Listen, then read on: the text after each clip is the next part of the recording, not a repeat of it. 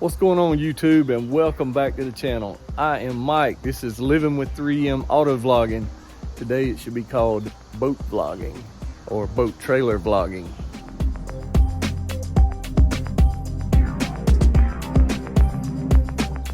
You guys come on in, stick around for a few minutes. Let me tell you this tale about mine and my wife's vacation. Went to the coast 240 miles away, 150 miles in. We actually had an issue with a hub bearing, and it was not pleasant to say the least. On the side of the road on Highway 74 in North Carolina, headed to the coast, I'd say 2 p.m. on a Sunday. Was not good at all. So you guys come on in, stick around. I'm going to show you what tools that I'm going to use and what I had to have for emergency repair on the side of the road that I really didn't have, but I got some good help from some law enforcement officers and DOT. So let's jump into it. Let's get it. Okay, so if any of you do not know, I've got a Carolina skiff. I'll lift the cover up and show you. It's a 21 foot with T-top, trolling motor, Suzuki 140. So we were going to do some fishing at the coast, the wife and I, and we were towing this with my truck. There's the channel mascot. What's up, Gabe? Gabriel. There he is. Say hello to all the YouTubers out there. What's up, Gabe? Yeah, there he is. All right, guys, so took the truck, towing the boat to the coast, and all of a sudden, these people pull up beside me doing 70 miles an hour, and I've checked my mirrors several times. You know, I always keep a look out behind me when I'm towing, but apparently I missed it for about 10-15 seconds, and people were pulling up beside me, this man and woman, and they were motioning backwards towards the trailer to get my attention. And I look, and the trailer tire is wobbling something fierce. All right, so that is what was going on. At the time, I had no idea what the problem was, so I get pulled over as quick as possible, go to the side of the shoulder of the road, get out of the flow of traffic. Thank God there was an emergency exit there. Got off of the road and went back to inspect the damage, and the entire wheel was leaning outward. So this wheel and tire was actually out here, and I could just take and move it back and forth. It was hanging on by a thread, and thank God it didn't mess my axle up, or that would have been a bigger issue. So all right, next thing happened, I went back to the truck, talked to the wife. We called 911 because I didn't have any signal for hardly anything, any internet, where we were out in the middle of nowhere. So state trooper shows up like 3 minutes later. Big time kudos to those guys. He was real helpful, and he said, yeah, man, you've lost a wheel bearing big time.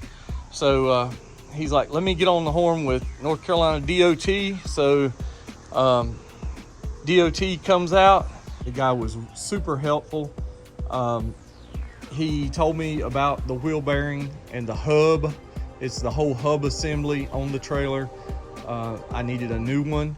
And at that point in my life, I realized that on these trailers, you are supposed to carry at least one spare hub, just like a spare tire, either on the toolbox of the truck, or some people mount them with a spare tire up there. So I was today years old when I learned that I was supposed to carry a spare hub with the wheel bearing and all assembly inside. So at that point, DOT, we locked everything up on the side of the road, and my wife stayed locked up inside the truck. we headed to about 8 miles away to a farm supply, which thankfully was open on a Sunday afternoon. And I purchased a new hub. Okay, now this hub that you're seeing here is what they sold me. Okay, so this is what you can get at Tractor Supply right here, the information. And that was for mine. And yes, 1750 pound per tire. It's like a 3,000 pound or 3,400, 3,500 pound axle for both. So this was, yeah, let me get you this information here. All right, that was $119 at Tractor Supply. But he told me he changed it out, and it's obviously, it will work, but it's not as pretty as what I had on there. And let me show you guys what I'm talking about. I come over to the other side, and this is what come factory on the Westco trailer. This is a Dexter Vortex. You can see the V for Vortex. It's got a black cap. It's just really nice compared to those at the auto parts store. Easily with this is a grease cap. Take that off, and you can grease them that way. And let me show you guys. All right. See what this came with? A little dust cap you hammer on, and you can't get that off unless you take pliers, and you can see where it's already messed up from trying to hammer it on the side of the road. So what the DOT guy's advice to me was, when I got to the beach, this will suffice for an emergency. And he said what he would do when I got to the beach, just in case the other side went out, to get me another spare. So here's a part number. This will work on most of your Carolina skiffs with a single axle trailer. I'm not sure about double axle trailer. So this is what I used. It's really the same part number. It's 545. This was a T, I guess, for Tractor Supply. This is a AutoZone without the T. So, okay, so those are my two spares that I bought. The crazy thing, let me tell you this, the crazy thing, $119 at Tractor Supply. Exact same thing, $69 at AutoZone without the T on the part number. Exact same part. So now I carry this in my toolbox. This is my spare.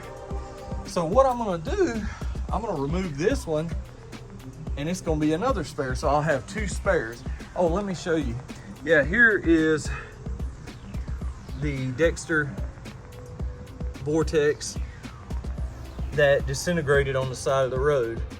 The bearings were shot, and all those little lumps you see in there is metal being held on by the grease. Okay, so that's the old one. All right, the new one, that's the box for the new one, just so you guys understand. It's www.dexteraxle.com. Okay, here is the new one. All right, you get your grease cap, or your dust cover, I'm sorry. Yeah, it holds, keeps trash out of the center of it. It's really high quality piece right here. So, very nice unit, and it comes already packed with grease. The big difference. All right, $69, $119, which is ridiculous for the same part. Ordered this 4 days ago, $280. I think with shipping, it was right at $300. So, but I wanted to, today's video is gonna be about, I'm gonna be putting this back on here. I'm gonna show you guys how to switch that out, and we're gonna use that as another spare. So I will have two spares, this one and this thing here actually went in this bucket right here. So I will have 2 spares, and we're going back with original OEM equipment that came on the Wesco trailer. So let's get started, guys. Okay, one thing I forgot to mention is tools you will need for this job. If you're in your driveway or your shop building, you can, sorry about the garbage truck coming by, guys, or the squealing. But if you're in your driveway or your garage, you can use your floor jack, no problem. But I just wanted to use what I had handy. I had this one right here handy in my truck. And these are your truck or car tire irons and jack crank kit. So, and that right there is that's a bottle jack, and this is a scissor jack. So you can use either one of these on the side of the road in a pinch. So we're going to use those today just to show you. I'm going to sort of reenact how, see, even though the DOT guy helped, I had to do a lot of the labor, which is not an issue. I was prepared to do everything. Thankfully, he was there to assist me and show me a few things about the hub that I did not know. So, all right, we're gonna jack this thing up like we were on the side of the road. You definitely, before you jack this up, you want to have a plastic or rubber chock to chock the other wheel. You don't want this thing rolling. You don't want any accidents. We want to be 100% safe. So use 2 chocks, one on each side of the tire and wheel, so that this bad boy does not roll. All right, guys, to get started, the first thing you want to do before you even put the jack under it is you can use your tire iron. That will fit most applications, but I keep this with me, just a 19 millimeter with extension on a 1/2 inch drive ratchet. So all you want to do is just break these loose. You don't want to loosen them up too much. You still want the weight to be supported. But once you get this in the air, you can't get the lug nuts loose because it's a free spinning wheel.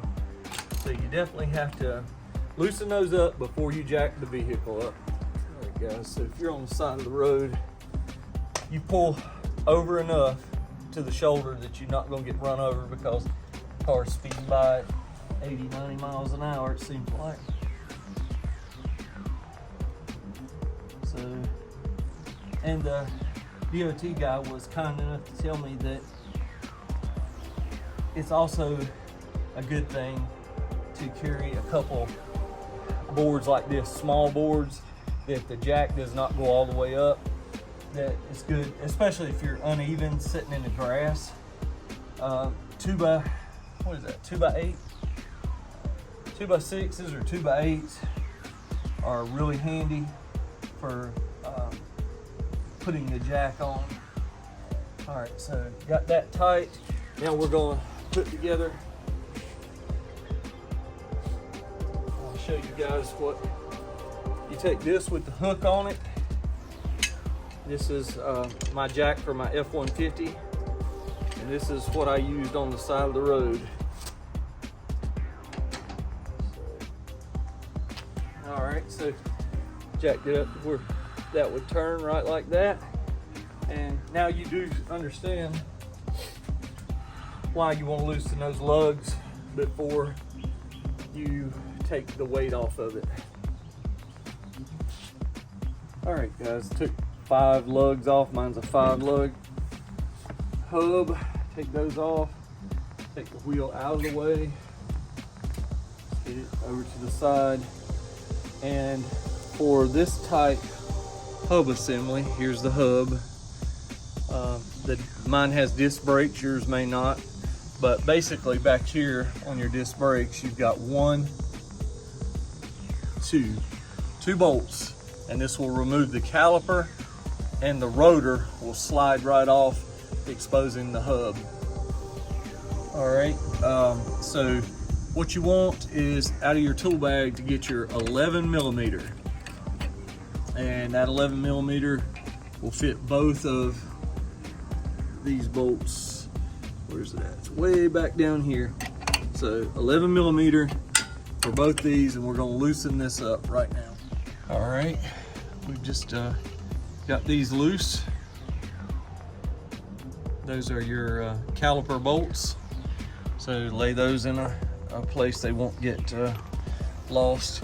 One reason you need to keep an 11 millimeter wrench is because we're almost out, but still a socket will not work in this application.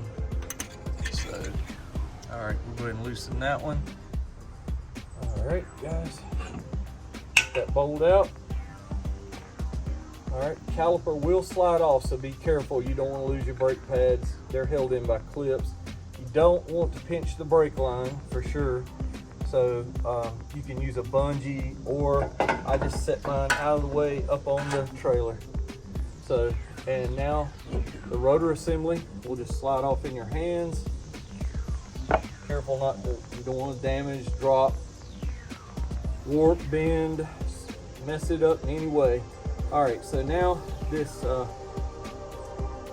junker dust cap, you're gonna need a flathead screwdriver, and we're gonna remove that dust cap from this hub assembly. Okay, so other tools, emergency tools, and I suggest having a flathead, Phillips screwdriver, hammer, pliers, that sort of thing. But just barely tap that, sort of working around like you're opening a can of paint. You don't want to damage any gaskets or seals or anything like that. All right, so that's probably all we'll need with the hammer. So now I can just turn the screwdriver, and there's the dust cap. And probably didn't mention this at this point, up to this point, but all these new hubs come with grease already packed, so you don't have to grease them. You can over grease a lot of hubs, so you want to be sure you put the right grease in. This is marine type grease, and if you can, synthetic, I recommend, from what I've learned. So now what's being held on here, I don't know if you guys can see it, but there's a huge nut, just like holds the prop on for you fishermen that know boats. There's a huge nut held. Did he just say nut? You know, it's tight, and it's being held in place by a cotter pin through a hole in the shaft. Okay, so we're going to remove the cotter pin, then remove the nut, and the hub will come off. There is your grease fitting. Careful not to damage the grease fitting. I know it's pretty greased up, but you can see the grease fitting right there. But we got to do a little work. You'll probably need needle nose pliers and a small flathead screwdriver to remove this cotter pin right here. All right, guys, I'm not sure if my camera's probably focusing in on my leg rather than the rotor. Try and move this, but yeah, like I said, in your emergency bag, roadside bag, you want, look at that cotter pin has to come out, and sometimes they bend it on there. It can be that's probably the worst thing about the whole switch over, is getting the cotter pin out a lot of times. All right, so this nut, I just take a screwdriver and just about push it around. It saves you from getting grease all over you, but yeah, you want to push this around like that, and this nut will eventually just come right off.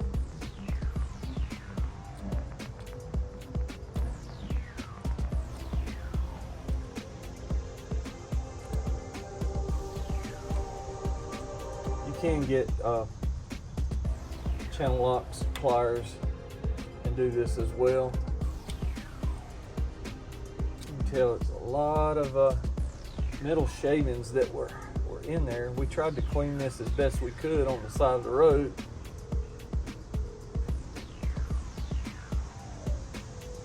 Yeah, we're definitely gonna need to get, well, I was gonna say a pair of channel locks, but just work it back and forth.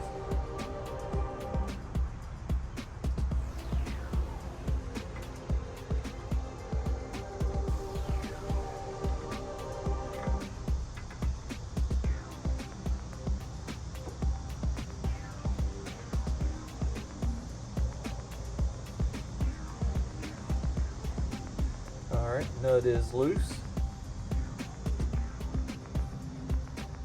As you guys can see. All right, there's the nut. So now this whole unit should be there. Slides right off. And there comes the bearing. The end bearing will pop out, but the back bearing, which will be on the back side, is pressed in. All right, so you've got that. You want to make sure you don't have any trash or any junk on there. And I'm going to grab our new Vortex hub assembly and get ready to slide it on. So it just slides on just like this. And like I said, there comes the front bearing. And if it comes out, you want to be sure you get that bearing on. You hear me laugh, but hey, if there's a way to mess it up, I can do it. You want to be sure that bearing goes on with the tapered side in. I'm just saying, that's very important. And then there'll be a washer. All right, you want to be sure that you get that hub assembly square and that bearing pushed all the way in, so that when it turns, it's going to turn smooth and even. You don't want it where it's kind of cockeyed or not on straight, or you're going to have issues. Best right to make sure you get it on right to begin with. All right, so there is the washer that the Dexter sends with their kit. That will go on. And let me look in the baggie to see if they send a new nut. Yes, they do. So all parts supplied with the new kit, even the cotter pin, guys. Look at the new cotter pin, so you don't have to worry about straightening out the old one if you don't want to. It comes with the Dexter Vortex dust cap. All right, and there we are. And you see the nut. The reason this nut is grooved is so once you put it on and tighten it down, you want to make sure there's a hole in the shaft. That hole lines up with that, and that cotter pin is going to go through just like that. And then you're going to bend the tail end of the cotter pin. But when you're working with pliers on these nuts, be oh my sure God, Mike, stop it, you're killing me. These nuts. You don't scar up anything. You just want to lightly turn it. You definitely don't want to mess up any threads. Careful that this will go on. It should not take a ton of pressure. See, it almost turns with your hand. It's a little tight. But what we'll do is get this tightened down, like I said, with the hole exactly where we want it.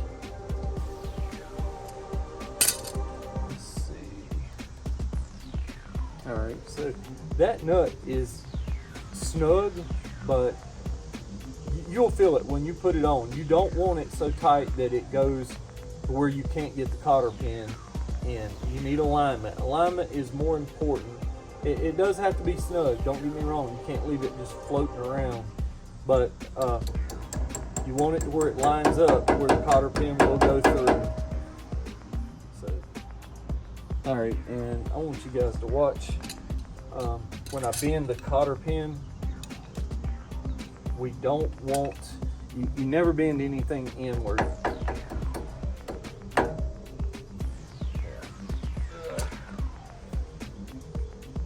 Needle nose, bend that in, bend both ears of the cotter pin inward. Careful if you're tapping with a hammer. Again, you don't want to smack that grease fitting.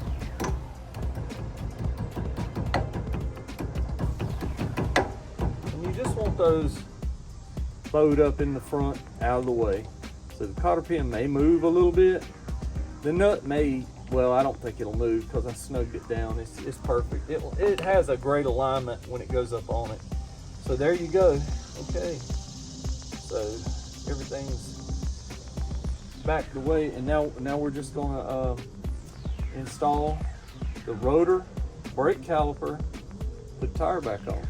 So basically, rotor slides on, brake caliper goes on top, those 2 pin bolts to hold everything together, and then 5 lugs to put the wheel on, and you're back up and running. All right, so got the rotor just sitting up on there. Now we're going to take our caliper,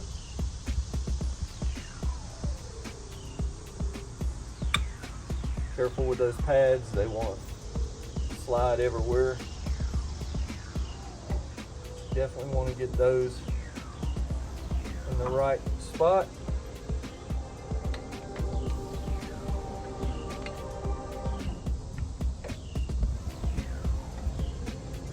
Put those bolts right back in their places, and we'll tighten those down.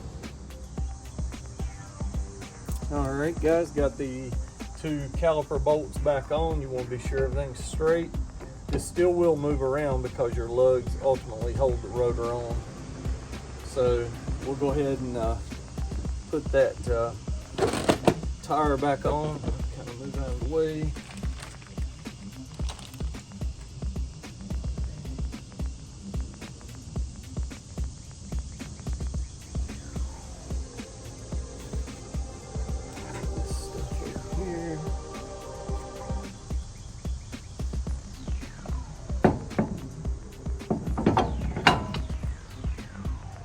That.